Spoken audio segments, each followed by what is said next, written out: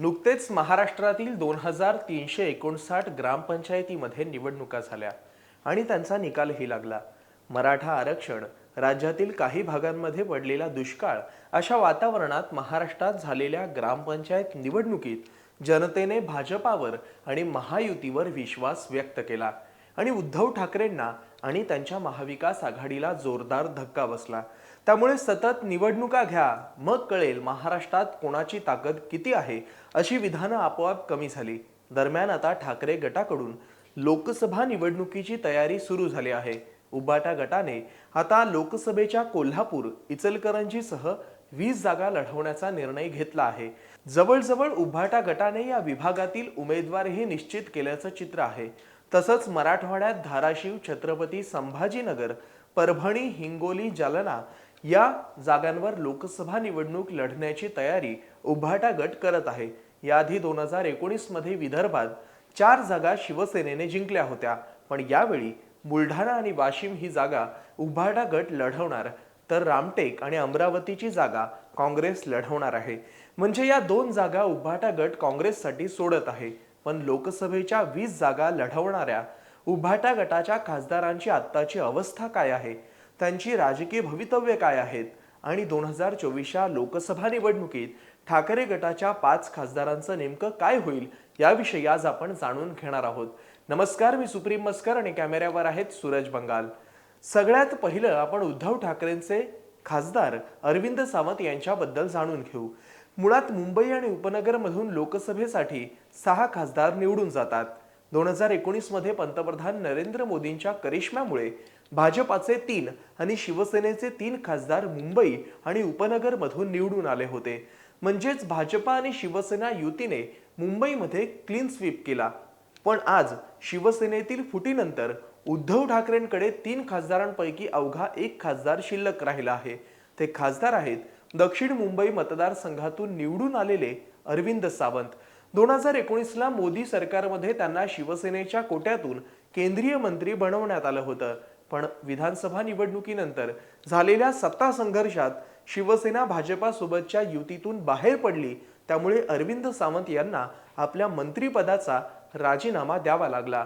पण 2019च्या निवडणुकीचा आढावा घेतला तर 2019ला अरविंद सावंत यांच्या विरोधात काँग्रेसचे मिलिंद देवडा उभे होते. मिलिंद देवडांचा या मतदारसंघात चांगलाच प्रभाव आहे, पण हा मतदारसंघ भाजपाचा बालेकिल्ला राहिलेला आहे. यामुळेच भाजपाच्या पाठिंब्याने अरविंद सावंत दक्षिण मुंबई मतदारसंघातून निवडून आले होते. पण आता 2024च्या निवडणुकीत भाजपाच्या पाठिंब्याविना अरविंद सावंत यांचा पराभव अटळ आहे, असं राजकीय जाणकार सांगतात. त्यामुळे दक्षिण मुंबई मतदारसंघ ठाकरेंच्या हातून जाणार असल्याची चिन्ह दिसत आहेत. त्यानंतर ठाकरे गटाचे दुसरे शिल्लक खासदार ते म्हणजे विनायक राऊत यांच्याविषयी जाणून घेऊ. नारायण राणे शिवसेनेतून बाहेर पडल्यानंतर कोकणात शिवसेनेचे मोठे नेते म्हणून विनायक राऊतांचं नाव पुढे आलं. मुळात नारायण राणेंना विरोध करूनच ते पक्षातील स्थान टिकवून होते. या कारणामुळेच विनायक राऊत ठाकरे गटातून मूळ शिवसेनेत आलेच नाहीत. विनायक राऊत हे रत्नागिरी, सिंधुदुर्गचे खासदार आहेत, पण तरी देखील विनायक राऊत आणि त्यांचे कुटुंबीय कोकणात वास्तव्याला नसून ते मुंबईत राहतात. 2014 आणि 2019च्या लोकसभा निवडणुकीत रत्नागिरी, सिंधुदुर्ग मतदारसंघात निलेश राणे विरुद्ध विनायक राऊत अशी लढत झाली होती.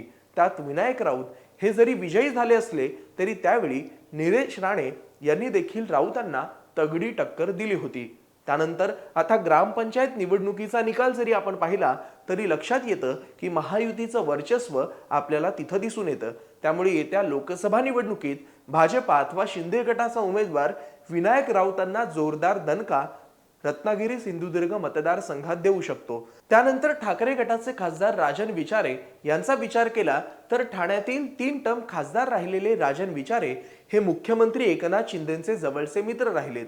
दोघांनीही आपल्या राजकारणाची सुरुवात एकाच वेळी केली होती. दोघेही आनंद दिघेंचे कट्टर कार्यकर्ते होते.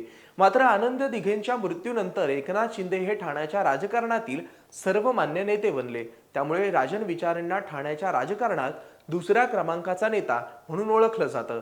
एकनाथ शिंदेंचा ठाणे हा बालेकिल्ला आहे. ठाणे महानगरपालिकेतील 67 पैकी राजन विचारेंच्या पत्नी नंदिनी विचारे वगळता 66 नगरसेवक शिंदे गटात सामील झालेत. एकनाथ शिंदे शिवसेनेतून बाहेर पडल्यानंतर ठाण्यातील सर्व शिवसेना पदाधिकारी आणि कार्यकर्ते शिंदे गटात सामील झाले। त्यामुळे येत्या 2024च्या लोकसभा निवडणुकीत शिंदेंची शिवसेना विचारांना चितपट करेल अशी चिन्ह दिसत आहेत। त्यानंतर ठाकरे गटाचे परभणी लोकसभा मतदारसंघाचे खासदार संजय जाधव यांच्या राजकीय भवितव्याचा विचार केला तर लक्षात येतं की परभणी लोकसभा मतदारसंघ हा कायमच शिवसेनेचा बालेकिल्ला राहिलाय। 1989 सालापासून ते आजपर्यंत कायम शिवसेनेचा खासदार तिथे आहे।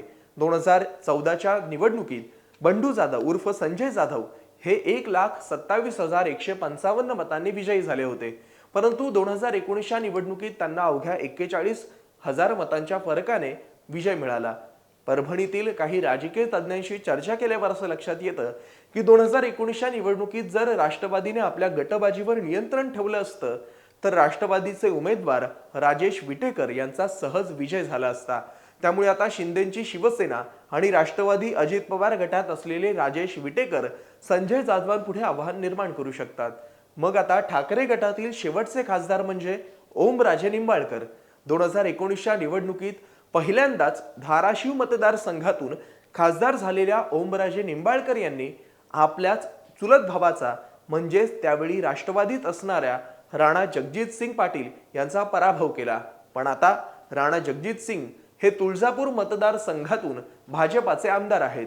दरम्यान 2024च्या निवडणुकीत धाराशिव मतदारसंघाची जागा भाजपा स्वतः लढवण्याची शक्यता आहे आणि त्याचे उमेदवार हे राणा जगजितसिंग पाटील हे असू शकतात। सोबतच ओमराजे निंबाळकर आणि राणा जगजितसिंग यांचं नातं म्हणजे सक्का भाऊ पक्का वैरी असल्याचं आपल्याला माहित आहे। मग या सगळ्या गोष्टींचा विचार करताना ओमराजे निंबाळकरांना राणा जगजितसिंग पाटील यांच्यामुळे धाराशिव मतदारसंघात आव्हान निर्माण होऊ शकतं। तरी ठाकरे गटाच्या या खासदारांबद्दल आणि त्यांच्या भवितव्याबद्दल तुम्हाला काय वाटतं ते कमेंट करून नक्की कळवा। असेच माहितीपूर्ण व्हिडिओ पाहण्यासाठी महाएमटीबीच्या YouTube चॅनलला सबस्क्राइब करा आणि फेसबुक पेजला लाईक करा। धन्यवाद।